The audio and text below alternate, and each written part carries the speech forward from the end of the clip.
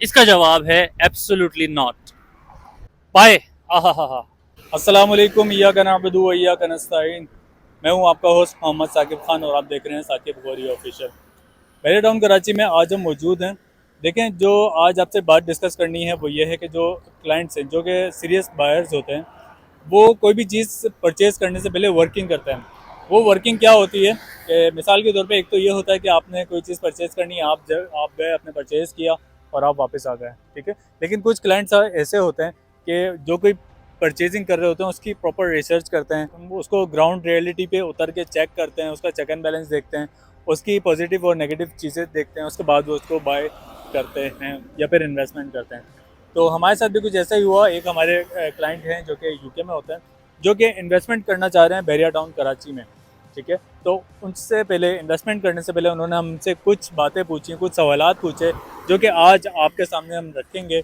उन तमाम सवालात को आपके सामने रखेंगे ताकि आप भी अगर फ्यूचर में या कभी भी आप कोई अपने लिए कोई परचेजिंग करें या कोई इन्वेस्टमेंट करें तो आप भी ज़रूर इन चीज़ों का ख्याल रखिएगा। मुझे बहुत अच्छा लगा कि उन्होंने कहा कि हम इस तरीके से ग्राउंड रियलिटी पे उतर के तमाम चीज़ें चेक करेंगे, उसके बाद हम इन्वेस्टमेंट करेंगे।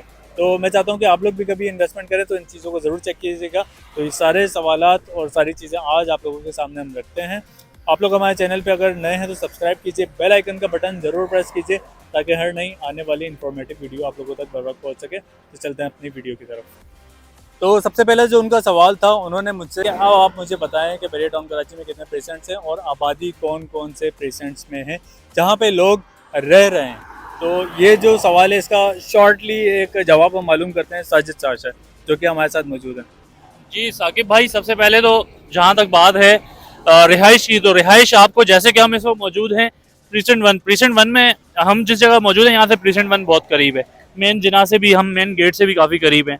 तो आपको प्रीसेंट वन में रिहाइश मिल जाती है। उसके बाद कायद विलास, इकबाल विलास में रिहाइश मिल जाती है, ठीक है। उसके बाद रिहाइश की अगर हम बात कर लें, जो कि बैरिया टाउन की सबसे बड़ी रिहायशी आबादी है, प्रीसेंट 19 की अगर हम बात करें तो प्रीसेंट 19 में आपको बहुत बड़ी रिहाइश नजर आती है।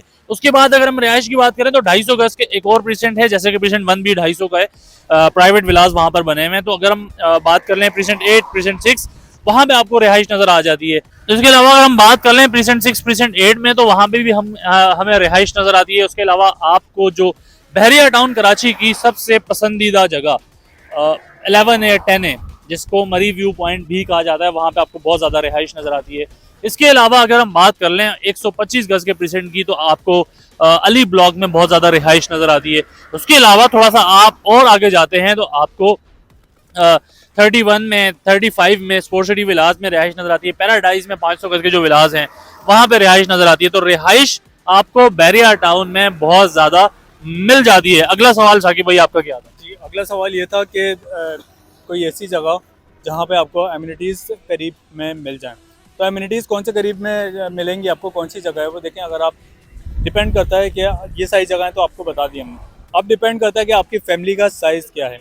आपकी फैमिली का साइज़ देखते हुए हम जो भी प्रॉपर्टी होगी, जो भी विला होगा, जो भी अपार्टमेंट होगा, तो उसका हम आपको बता सकते हैं, आपको गाइड कर सकते हैं कि कौन सा साइज़ में आपके लिए परफेक्ट रहेगा। फॉर एग्जांपल मैंने उनको बताया, उन्होंने अपनी फैमिली साइज़ बताई मुझे।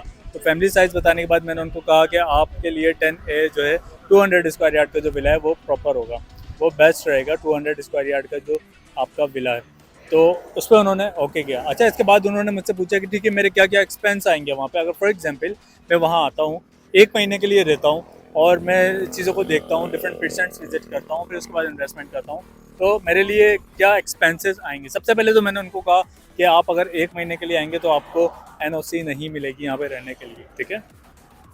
नॉन ऑब्जेक्शन सर्टिफिकेट आपको यहाँ पे मेंटेनेंस ऑफिस की तरफ से नहीं मिलेगा। वो आपको, अगर आप मैक्सिमम अगर आप रह सकते हैं तो वो 3 महीने के लिए अगर आप रहते हैं तो उस पर आपको नॉन ऑब्जेक्शन सर्टिफिकेट मिलता है। अदरवाइज़ 1 मंथ के लिए आप किसी के मेहमान बन सकते हैं यहाँ पर, ठीक है। तो एक तो बात ये हो गई। दूसरी बात ये है कि आप के एक्सपेंसेस क्या होंगे। तो उन्होंने एक्सपेंसेस में मुझसे जो है इसके मेंटेनेंस चार्जेस पूछे। उन्होंने पूछा कि गैस का हमें क्या बिल पे करना पड़ेगा, ठीक है, और वाटर का क्या बिल पे करना पड़ेगा। इसके अलावा इलेक्ट्रिसिटी के क्या एक्सपेंसेस होते हैं यहाँ पे, तो वो हमने उनको बताया। इसके अलावा उन्होंने मुझसे पूछा कि अगर मैं 3 मंथ के लिए लेता हूँ तो क्या एक्सपेंस आएगा, क्या रेंट मुझे बेयर करना पड़ेगा, और इसके अलावा मैं 1 मंथ के लिए अगर लेता हूँ तो उसमें क्या मुझे रेंट बेयर करना पड़ेगा। डेफिनेटली 1 मंथ के लिए आपको जब भी विला मिलता है तो वो आपको एक्सपेंसिव मिलता है। प्लस ये है कि आप अगर जो है फर्निश्ड उसको लेना चाह रहे हैं तो वो और मज़ीद आपको महंगा पड़ेगा। अच्छा, तो ये सारी चीज़ें मैंने उनको चार्जेस बता दी, आपका क्या एक्सपेंस आएगा उन्होंने कैलकुलेट करके, उन्होंने सारी चीज़ें देख भी ली, चलें ठीक है ये एक्सपेंस आएगा अगर हम ऐसी जगह पे रहते हैं तो। इसके बाद उन्होंने मुझसे बोला कि मैं आपके लिए थोड़ा सा और मामला को जो है हार्ड करूँगा, वो इस तरह से आप मुझे ये बताएं कि वहाँ रहते हुए मुझे किन किन मुश्किलात का सामना होगा। भाई अगर अगर मुश्किलात की बात करें तो अब कहानी स्टार्ट होती है। मेन जो चीज़ है वो यहाँ से स्टार्ट होती है। मुश्किलात की जहाँ तक बात है तो आपको जो सबसे ज़्यादा मसाइल का सामना रहता है वो बैरियर टाउन में जो हॉस्पिटल है आपको यहाँ पे, मेरा नहीं ख्याल के, क्योंकि हम लोग जिस तरीके से कराची के शहरी हैं तो हमें कराची में बहुत सारे ऑप्शंस मिल जाते हैं। एक अस्पताल नहीं तो दूसरा, दूसरा नहीं तो तीसरा। देखें इंसान है, ज़िंदगी है, साथ साथ ये चीज़ें आपकी लगी रहती हैं कि आपको आना जाना लगा रहता है, ठीक है। तो यहाँ पे जो मेरा पर्सनल एक्सपीरियंस है वो कोई ख़ास इतना अच्छा नहीं है, और बहुत सारे और लोगों का भी इतना कोई ख़ास अच्छा एक्सपीरियंस नहीं है। मैं तो इस काम के लिए आज भी मतलब कभी भी अगर जाना पड़ जाता है तो मैं कराची ही जाता हूँ। लेकिन बहुत सारे लोग अभी कहते हैं कि अभी काफ़ी बेहतरी भी आ चुकी है, तो मेरा ख्याल है कहीं ना कहीं आपको इस चीज़ में प्रॉब्लम आ सकती है कि जो बैरियर टाउन का हॉस्पिटल है, जो यहाँ पे आपको एनी टाइम जिस तरीके से सर्विसेज मिलनी चाहिए, हालांकि बहुत ज़्यादा वेल ट्रेंड इनका स्टाफ है, लेकिन बावजूद इसके भी कुछ एक्सपीरियंस मेरा ज़ाती तौर पे अच्छा नहीं था, और बहुत सारे और दोस्त हैं उनका भी कोई ख़ास अच्छा नहीं था। इसके अलावा अगर आपके बच्चे हैं और अपने बच्चों को आप यहाँ पे स्कूलिंग करवाते हैं तो 5-6 बच्चे हैं, 3-4 बच्चे हैं, 1-2 बच्चे हैं, जितने भी बच्चे हैं कैलकुलेशन आप कर लें, यहाँ पे 2-3 स्कूल्स के ऑप्शन हैं।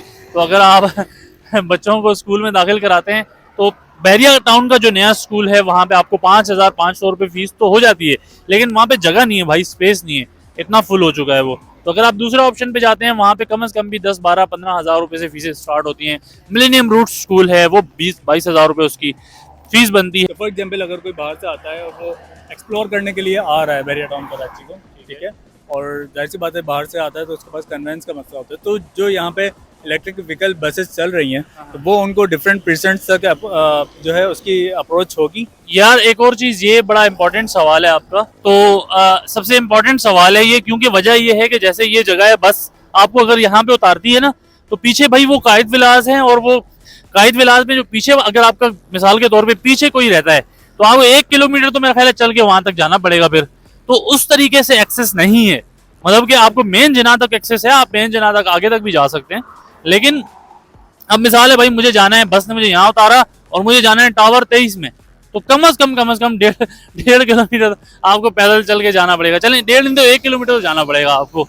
और बड़ा ये यहाँ पे पैदल चलने वालों के लिए क्रॉसिंग में भी थोड़ा सा मसला रहता है। अगर आप ये दिखाएं, हैवी किस्म का ट्रैफिक होता है यहाँ पे, तो अब आप उधर से अगर इधर जा रहे हैं तो ये भी मैं समझता हूँ एक मसला ही है। इस चीज़ को मैं मसला बोलूँगा, क्योंकि रोड क्रॉस करना ये बिल्कुल भी सेफ नहीं है।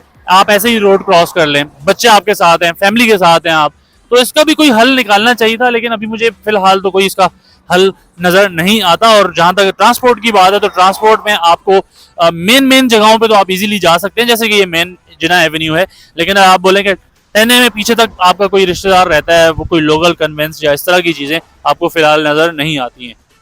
अच्छा, इसके अलावा जो ओवरसीज़ पाकिस्तानी होते हैं, ये भी एक उनका सवाल है। जो ओवरसीज़ पाकिस्तानी होते हैं वो कराची के जो खाने होते हैं ना उनको बड़ा मिस करते हैं वो लोग। जैसे कि जो है निहारी वाले हैं एक हमारे भाई, इसी तरह एक मशहूर जगह है जहाँ से बन कबाब बड़ा मशहूर मिलता है, सदर में कोई एरिया है वहाँ पे। तो उनका कहने का मकसद ये था, अगर फॉर एग्जांपल हम मंथ के लिए यहाँ पे आते हैं या फिर फ्यूचर में हम लोग जो है यहाँ पे शिफ्ट होने का सोचते हैं, तो क्या हमें वही वाले फूड्स और वही वाले फैसिलिटीज़ जो है बैरियर टाउन कराची में मिलेगी? इसका जवाब है एब्सोल्युटली नॉट, क्योंकि भाई वो जो कराची है नो डाउट, खाने पीने के हिसाब से जैसे लाहौर है ना, वैसे कराची है। आपका इस फूड में जो है ना वो कंपैरिजन नहीं है। कुछ 1-2 रेस्टोरेंट्स ऐसे हैं जहाँ पे आपको अच्छा खाना मिल जाता है, लेकिन भाई जावेद निहारी है, ठीक है। वो नल्ली बिरयानी जो है वो एक लियाकताबाद में, मुझे जगह याद नहीं आ रही कौन सी है, उसका वो नहीं मिलेगी यहाँ पे। पाए आहा वो नहीं मिलेंगे भाई यहाँ पे। तो बहुत सारी चीज़ों को हम यहाँ पे रहते हुए मिस भी करते हैं फूड्स में, खाने पीने के उस तरीके से रेस्टोरेंट्स अभी नहीं है। अभी कुछ रेस्टोरेंट्स बन गए हैं लोकेशन के हिसाब से, कुछ जगहों पे बड़े अच्छे अच्छे रेस्टोरेंट्स भी बने, लेकिन भाई वो वाली बात नहीं है, वो चस नहीं है, उसके लिए कराची जाना पड़ेगा फिर आपको। जो आखिरी सवाल उन्होंने पूछा था वो भी मैं आपसे पूछता चलूँ कि यहाँ पे जो सर्वेंट्स हैं वो इजीली अवेलेबल हो जाते हैं, और जो सर्वेंट्स होते हैं क्या उन पे हम भरोसा कर सकते हैं? क्योंकि हाल ही में देखा कि जो भी सिक्योरिटी के इश्यूज हुए हैं उनमें उस घर के सर्वेंट्स ही अब जो है इन्वॉल्व थे उसके अंदर। तो क्या यहाँ पे जो हमें काम करने के लिए सर्वेंट्स मिलते हैं वो उन पे हम भरोसा कर सकते हैं? भाई जहाँ तक आपको मुलाजमीन रखने की बात है, तो आपको सबसे पहले कोई भी मुलाजिम आप अपने घर पे अगर रखते हैं तो उसके लिए आपको बैरियर टाउन से एनओसी लेना पड़ता है। एनओसी ये कि आप उनको यहाँ से उनका एक इजाज़तनामा आपको मिलेगा, तो ही आप उसकी तमाम तफसीलात, मतलब उसमें जो होता है बैरियर टाउन को जो डॉक्यूमेंटेशन उसकी रिक्वायर्ड होती है, उसमें पुलिस वेरिफिकेशन और ये सारी चीज़ें होती हैं। तो मेरा ख्याल है अगर आप चलेंगे, जो रूल्स हैं रेगुलेशंस हैं उसके मुताबिक चलेंगे, तो आपको मसाइल का सामना नहीं रहेगा। तो और जहाँ तक बात है कि इजीली आपको मिल जाते हैं, तो डेफिनेटली वो आपको पूरी दुनिया में मिल जाते हैं, इसमें कोई बड़ी बात नहीं है। ये रेंट अ कार यहाँ पे बैरियर टाउन कराची में कोई ऑप्शन है? बिल्कुल, यहाँ पे बहुत सारे ऑप्शन मिल जाते हैं, rent a car, car pooling और ये सारी चीज़ें, ये अच्छे ऑप्शन हैं, आपको मिल जाते हैं आराम से। जी तो जनाब, तो ये हमारे कुछ क्लाइंट्स के क्वेश्चन थे जो कि हमने आपके सामने रखे हैं। तो डेफिनेटली ये आप लोगों के जहनों में भी कोई ना कोई सवाल इस तरह का लाजमी होगा।